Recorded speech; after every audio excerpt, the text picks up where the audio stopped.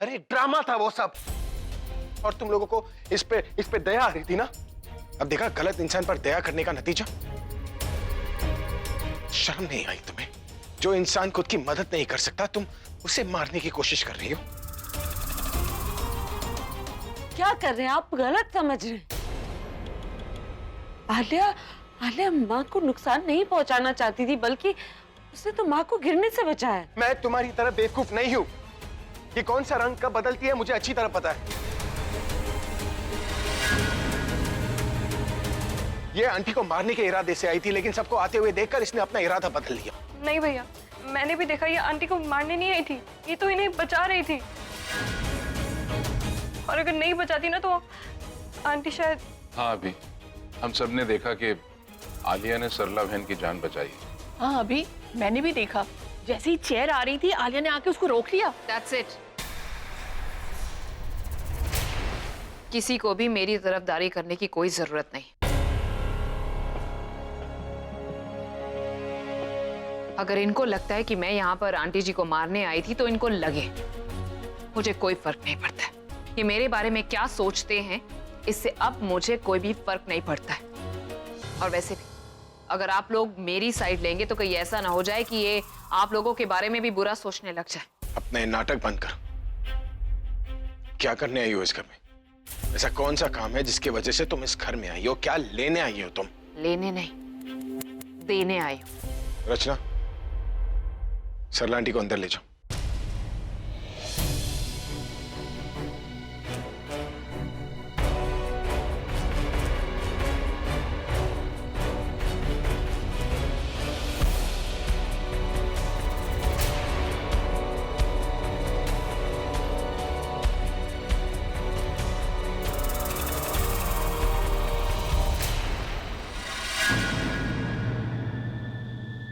ये पेपर्स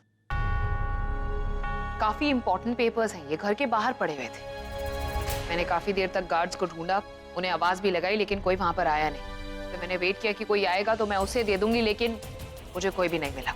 एक पल को ख्याल आया कि अपने पास आउट हाउस में रख लेती हूँ, लेकिन फिर याद आया कि अगर किसी को ये पेपर्स मेरे पास वहां पर मिल गए तो सब यही बोलेंगे कि आलिया चोर है, उसी ने पेपर्स चुराए होंगे।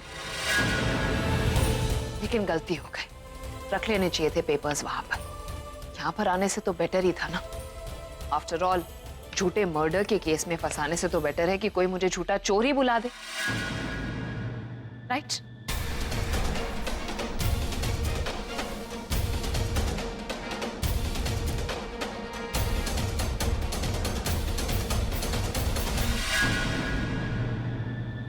पेपर्स तो वाकई बहुत इंपॉर्टेंट है। अगर ये मिसप्लेस हो जाते तो हमें बहुत बड़ा लॉस हो जाता। नहीं नहीं नहीं, अगर आप सॉरी बोलने की सोच रहे हैं तो कोई जरूरत नहीं, क्योंकि मैं जानती हूँ आप बिल्कुल भी वैसे नहीं। आप तो गलती कर ही नहीं सकते, राइट? लेकिन अब मैं वैसी नहीं, और अब मेरा इरादा और भी पक्का हो गया है कि मैं इस घर में अब चाहे कुछ भी हो जाए वापस नहीं आऊंगी। क्या है ना, मैं थक चुकी हूँ। बुराई करके बुरा तो मैं बन ही चुकी हूँ, लेकिन अब अच्छाई कर कर बुरा नहीं बनना चाहती। तो सॉरी, एक्सक्यूज मी।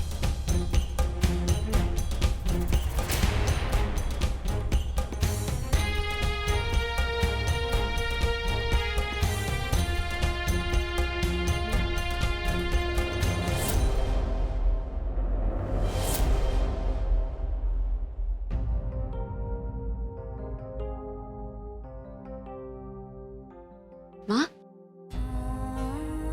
आराम से, बिल्कुल परेशान होने वाली बात नहीं। आप क्यों चिंता कर रही? हम सब हैं ना आपके साथ। हाँ, एक मुसीबत आ गई थी, लेकिन अब तो टल गई है ना। हम आप पे आंच तक नहीं आने देंगे। बिल्कुल टेंशन मत लेना, अब आप सो जाइए, आराम कीजिए।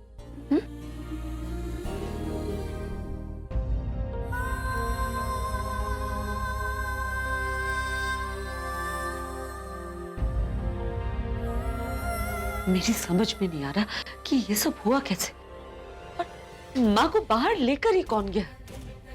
आज आलिया अगर वक्त पर नहीं आती तो बहुत बड़ा हादसा आज होने से टल गया। मुझे समझ में नहीं आ रहा कि हमारे साथ ये सब क्यों हो रहा है। प्रज्ञा दी, ये मेरी गलती थी। मैं ही सरला आंटी को बाहर लेके गई थी। मैंने सोचा कि अगर थोड़ा बाहर निकलेंगी तो शायद तुम्हें अच्छा लगेगा, लेकिन उसी वक्त बिट्टू रोने लग गया तो बस मैं 1 मिनट के लिए बाहर गई थी और पता नहीं कैसे पीछे से सरला आंटी का व्हीलचेयर सीढ़ियों के पास आ गया। ये सब मेरी लापरवाही की वजह से हुआ है, मेरी गलती थी। I am so sorry, please मुझे माफ कर दो। रज्जू तू क्या बोल रही है? तेरी कोई गलती नहीं, तू तो अच्छे इंटेंशन से माँ को बाहर लेकर गई थी ना। सही कह रही है प्रज्ञा रचना, तू सरला जी को सीढ़ियों के पास थोड़ी ना लेके गई थी। हाँ, तू अपने आप को दोष मत दे पुत्र। लेकिन माँ की व्हीलचेयर सीढ़ियों तक कैसे गई? ये वाकई कोई एक्सीडेंट था या तनु की कोई साजिश?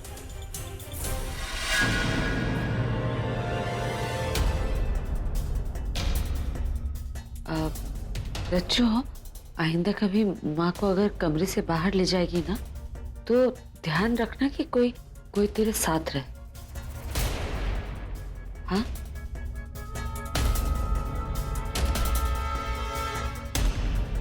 रज्जू देख, तुझे अपने बच्चे का भी तो ख्याल रखना होता है, इसलिए तू कभी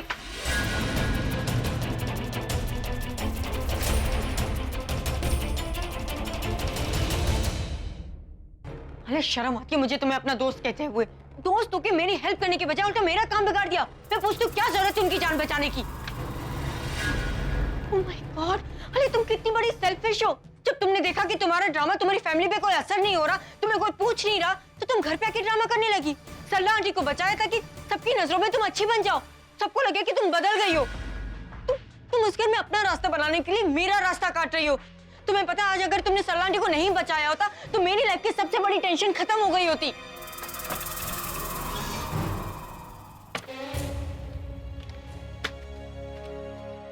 अरे तुम सुन भी रही हो मैं क्या बोल रही हूँ?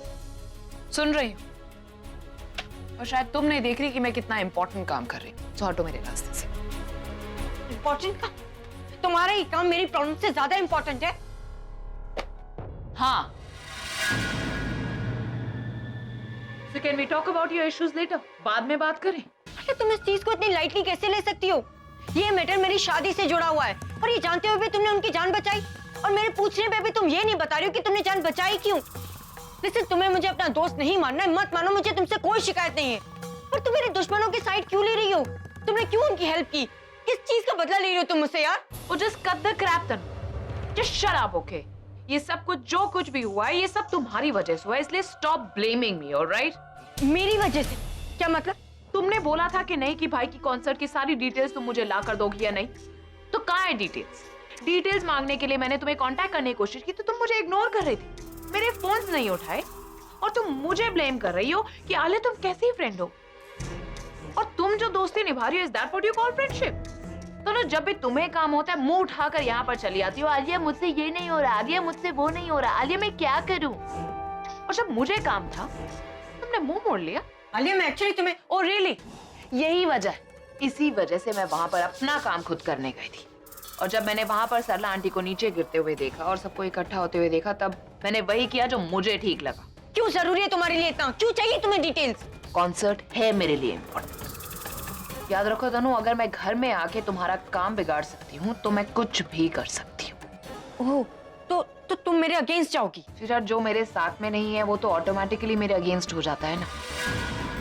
इसलिए अब तुम खुद सोच लो कि तुम मेरे साथ में रहोगी या फिर मेरे सामने मेरी ऑपोजिशन यानी कि मेरे अगेंस्ट में। तुम्हारे पास बस एक ही ऑप्शन, मुझे कॉन्सर्ट की सारी डिटेल्स ला कर दे दो तनु। कितने लोग आ रहे हैं, वीआईपी गेस्ट लिस्ट में कौन है, भाई कौन कौन से गाने गा रहे हैं, सिक्योरिटी से लेकर लाइटिंग तक, एवरीथिंग, मुझे सब कुछ चाहिए। और अगर तुम नहीं कर सकती हो तो वो भी अभी बता दो।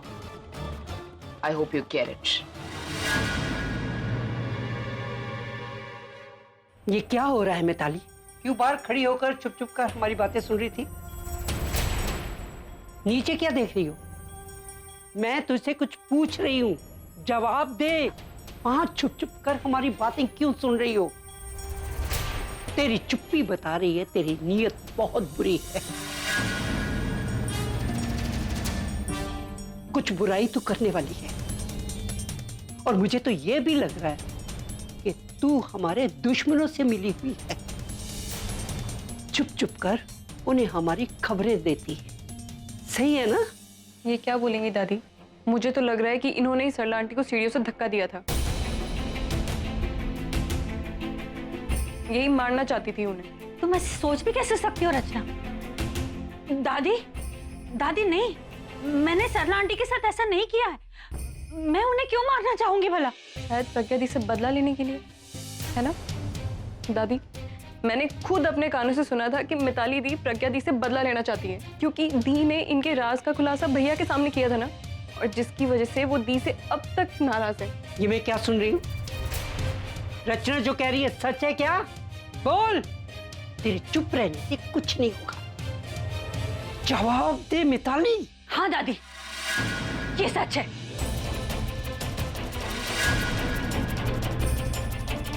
सच है कि मैं प्रज्ञा से बदला लेना चाहती हूँ, क्योंकि इसने जो कुछ भी मेरे साथ में किया है ना, उसका मैं इसे सबक सिखाना चाहती हूँ।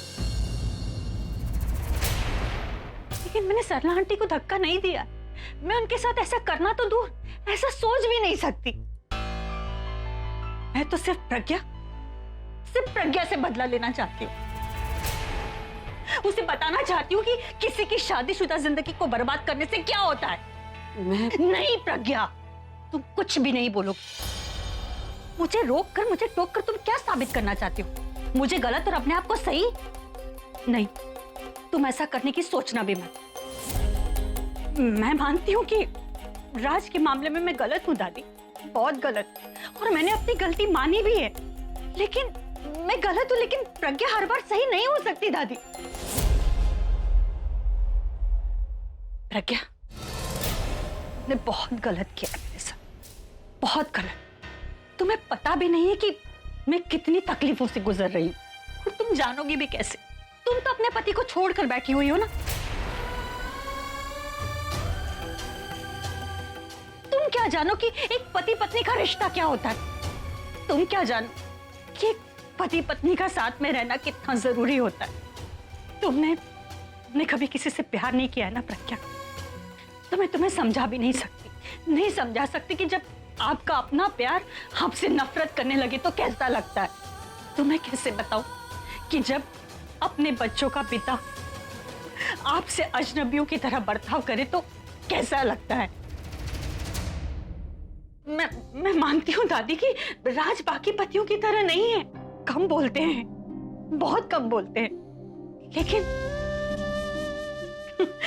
जब भी बोलते हैं ना तो मैं आपसे क्या बताऊं, मेरी बातों में कमियां निकालते हैं वो।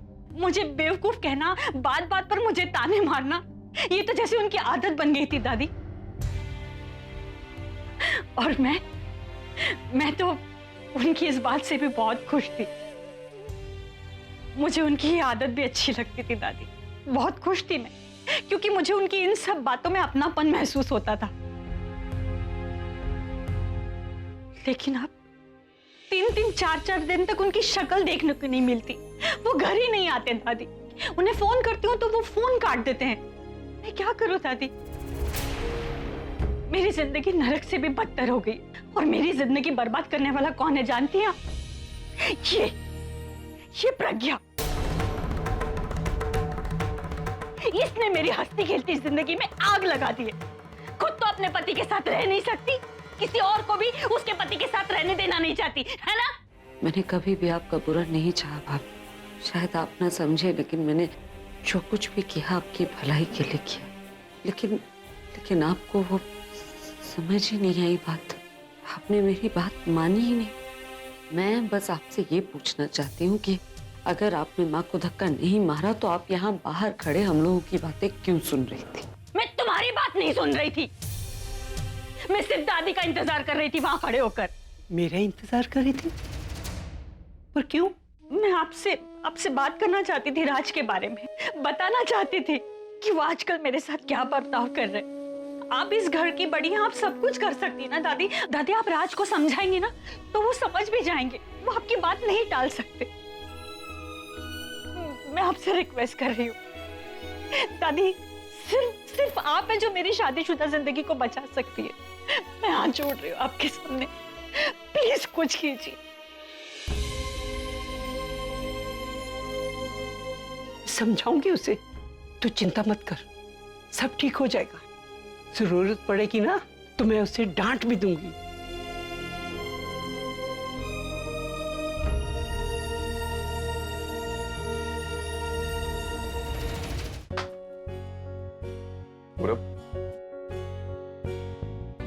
देखा, कहा था ना कि आ जाएगा। अब देखना आकाश सारा काम कैसे हैंडल करता। पहले भी अभी के सारे कॉन्सर्ट्स यही हैंडल करता था। पूरा वो सब हो जाएगा, प्रिपरेशंस भी हो जाएंगे। सबसे पहले ये बताओ, ये कॉन्सर्ट कैसे अचानक? आकाश, ये कॉन्सर्ट हमारी प्लानिंग का हिस्सा है। हाँ, इस कॉन्सर्ट से ना हम तनु को फंसाना चाहते हैं। मेरा मतलब कि उसके और उसके बॉयफ्रेंड को रंगे हाथ पकड़ना चाहते हैं।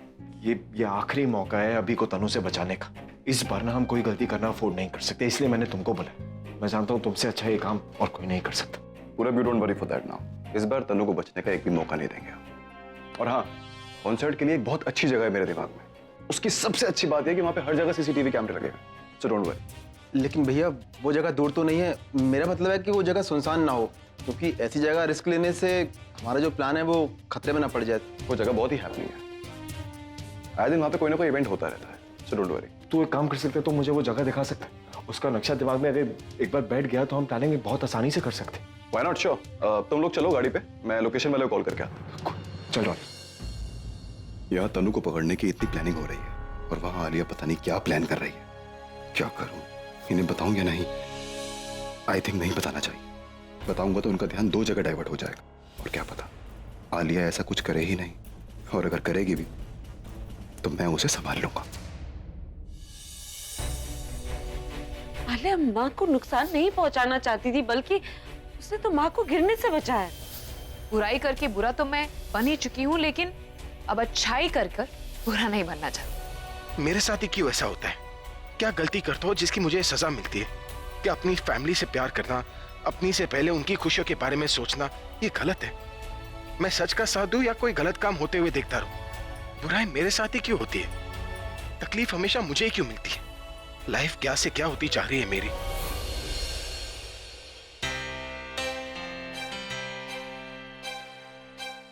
आप यहाँ बैठे बैठे टाइम पास कर रहे हैं? मुझे लगा आप शो की रिहर्सल कर रहे होंगे। अरे जाओ, जाकर अपना काम करो ना, मुझे अकेले छोड़ दो प्लीज। आपको अकेला क्यों रहना? अकेला तो वो रहने चाहते हैं जिन्हें उदास होना होता है। आप क्यों उदास रहना चाहते? 2 दिन पहले आप मुझे लेक्चर दे रहे थे कि खुश रहना कितना इम्पोर्टेंट होता है। आज आपको खुद को उदास रहना है। एक तो आपके मूड का मुझे कुछ समझ में नहीं आता। आज कुछ और, कल कुछ और। मुझे लगता है 2 अभिषेक मेहरा है। एक जो खुश रहना चाहता है, दूसरा जो उदास रहना चाहता है। ऐसे क्यों हैं आप? क्योंकि मैं दुनिया का सबसे बड़ा बेवकूफ, जो जानता है कि अपनों पर भरोसा करने के बाद मुझे धोखा ही मिलने वाला है, फिर भी बार बार मैं। अब किसने धोखा दे दिया आपको? आज तो आपको खुश होना चाहिए कि वो बहन जिससे आप सारी उम्मीदें ही छोड़ चुके थे, आज उसने अच्छा काम किया। उसने मेरी माँ की जान बचाई, जिन्हें आप खुद माँ जैसी मानते। फिर आपको किस बात का दुख है? तुम नहीं समझोगी। अरे सगी बहन को खोना क्या होता है ये तो। आप ठीक कह रहे। किसे समझूंगी? बहन से अलग होना किसे कहते हैं? ये बहन तो मेरे पास है ही नहीं ना। I'm sorry। मेरा मतलब वो नहीं था। मैं जल्दबाजी में, मैं भी इतना आइडियट हूं ना, बिना सोचे समझे तुम रो क्यों रही हो? प्लीज रो मत। मैं सॉरी बोल रहा हूँ ना। अच्छा नहीं मान रही हो तो बताओ कि मैं ऐसा क्या करूं जिससे तुम्हारा मूड ठीक हो जाए? मुर्गा बन जाओ? अगर मुर्गा बन गया तो तुम मुझे खा जाओगी ना? नहीं, नॉट फनी। अब ठीक है, तो मैं कान पकड़ के उठक बैठक करता हूँ। ये मुझसे नहीं होगा। क्या करूं जिससे तुम्हारा मूड ठीक हो जाए? हाँ, तुमने कहा था ना कि मैं अपनी वो सॉन्ग्स की लिस्ट तैयार करूं ताकि मैं उसे प्रैक्टिस करके शो को अच्छे से प्रेजेंट कर पाऊं। तो वो लिस्ट तैयार है, मैं सुनाता हूँ। मुझे नहीं सुनना, आप खुद कर लीजिए। अरे मेरे अकेले का शो थोड़ी ना है। अब अगर मेरी रेपुटेशन लगी हुई है तो तुम्हारे भी तो पैसे लगे हुए हैं। अब दोनों के एफर्ट्स होने चाहिए, तब जाकर शो हिट होगा। मेरे अकेले से क्या होगा? इसलिए तुम्हें तो मेरी हेल्प करनी होगी। Excuse me. ये है लिस्ट। तो इसमें मैंने कुछ ऐसा किया है कि नए गानों के साथ मैंने कुछ पुराने गाने भी डाले हैं। तो मैं शुरुआत करूंगा हैप्पी लव से। हालांकि मैं जानता हूँ कि प्यार में इंसान कभी खुश नहीं रह सकता। पता नहीं गाना कैसे हिट हो गया, लोग भी ना। दूसरा गाना है, गाना कुछ ऐसा है, मुंडा क्रेजी प्यार में लीजी। डजंट साउंड राइट, पर मैं इसका तुम्हें फंडा बताता हूँ। It's really deep. देखो, हम सब जानते हैं कि प्यार में इंसान लेजी हो जाता है, ना कुछ खाता है, ना कुछ पीता है, ना घर के बाहर निकलता है, बस घर में ही पड़ा रहता है ना? सॉन्ग नंबर 3, रातों को जगाए तेरा नॉटी लव। मुझे पता है तुम यही सोच रहे हो कि कितना चीप गाना है ना। ये चीप नहीं है, बहुत महंगा गाना है, बहुत डीप है ये इस गाने का मतलब पता है क्या है? रातों को जगाए तेरा नॉटी लव। अब देखो ना, हम सब जानते हैं कि प्यार में इंसान को रात को नींद नहीं आती ना, तो मैं ये सोच रहा था कि उन लोगों को प्यार करना चाहिए जिन लोगों को बहुत नींद आती है। हाँ, उनकी नींद खराब हो जाएगी। ये तो स्माइल भी नहीं कर रही, क्या करूं? और भी बहुत सारे गाने हैं, लेकिन तुम्हारे एक्सप्रेशन से लग रहा है कि मुझे यहीं पर रुक जाना चाहिए। एनीवेज, मैं ना ये बार कुछ अलग करने जा रहा हूँ। ये बार ना मैं स्टेज पर अपने गानों के साथ साथ डांस करूंगा मैं। पर क्या है ना, अभी 2 दिन बचे शो के लिए और मैंने अपना जो डांस है उसे प्रैक्टिस नहीं किया, तो मुझे प्रैक्टिस करने की जरूरत है, लेकिन कोई है नहीं मेरे साथ प्रैक्टिस करने के लिए। एक्चुअली है, तुम करोगी प्रैक्टिस? मुझे डांस वांस नहीं करना। अरे ऐसे कैसे नहीं करना, रिहर्सल तो करनी है। आज पहली बार जो ऐसे मुस्कुराया हूँ, तुम्हें देखा तो जाना ये कि क्यों दुनिया में आया हूँ। ये जान ले करके जा मेरी, तुम्हें जीने में आया हूँ। मैं तुमसे इश्क करने की इजाजत रब से लाया हूँ।